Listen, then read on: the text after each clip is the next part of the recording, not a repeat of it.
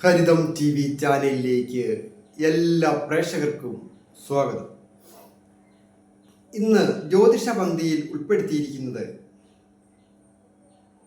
2024 September മാസ ഫലമാണ്.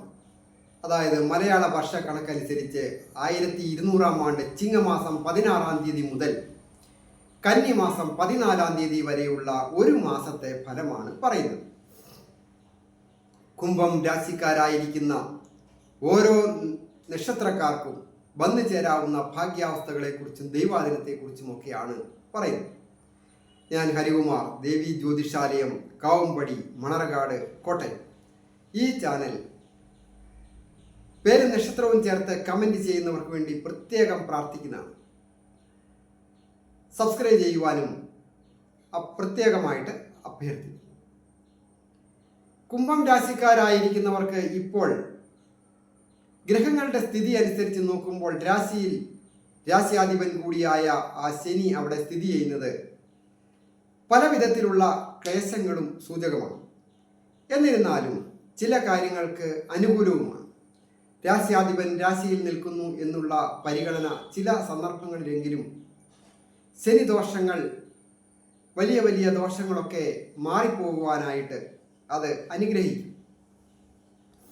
എന്നിരുന്നാലും അത് ജന്മത്തിലെ ശനിയാകയാൽ പല വിധത്തിലുള്ള ദുഃഖദുരിതങ്ങളും കർമ്മവിഘ്നങ്ങളും അതുപോലെ സാമ്പത്തിക നഷ്ടങ്ങളും ഉണ്ടാകാതെ ഓരോ കാര്യം ചെയ്യുമ്പോഴും അതീവ ജാഗ്രത ആവശ്യം. രണ്ടാമിടത്താണ് രാഹു സ്ഥിതി ചെയ്യുന്നത്. തന്നാൽ ഭരിക്കപ്പെടുന്ന കാര്യങ്ങൾക്ക് ദേഷ്യം മൂലം സുഹൃത്തുക്കളെയോ മറ്റ് മേലധികാരികളെയോ ഒക്കെ വെറുപ്പിക്കാതെ വളരെ ശ്രദ്ധിക്കേണ്ട ഒരു സന്ദർഭമാണ്.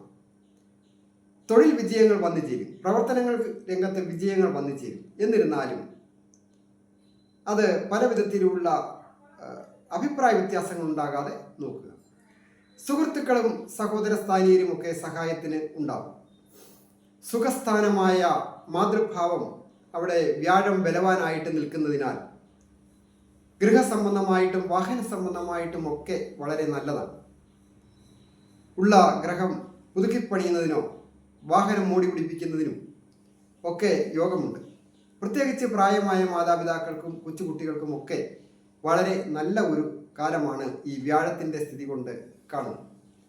ശ്രേയസ്സും യശസ്സും ഒക്കെ വർദ്ധിപ്പിക്കുന്നതിനും തൊഴിൽ പുരോഗതികൾ വന്നു ചേരുക.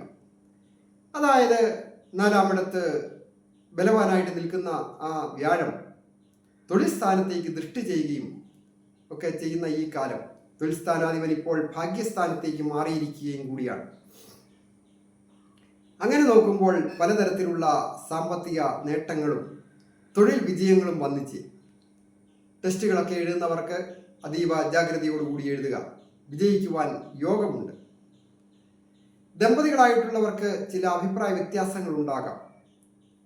ശനി സപ്തമഭാവത്തിലേക്ക് ദൃഷ്ടി ചെയ്യുകയും സപ്തമഭാവത്തിൽ അധിപനായ ആദിത്യൻ അവിടെ അഗ്നേയഗ്രഹമാണ്, അവിടെ നിൽക്കുകയൊക്കെ ചെയ്യുന്ന ഈ കാലം പൊതുവെ ദാമ്പത്യ ജീവിതത്തിൽ അഭിപ്രായ വ്യത്യാസങ്ങളൊക്കെ ഉണ്ടാകാം. ക്ഷമയും വിട്ടുവീഴ്ചയും കൊണ്ട് അതൊക്കെ മുന്നോട്ട് നല്ല രീതിയിൽ പോകുവാനായിട്ട് സാധിക്കുന്നതുമാണ്.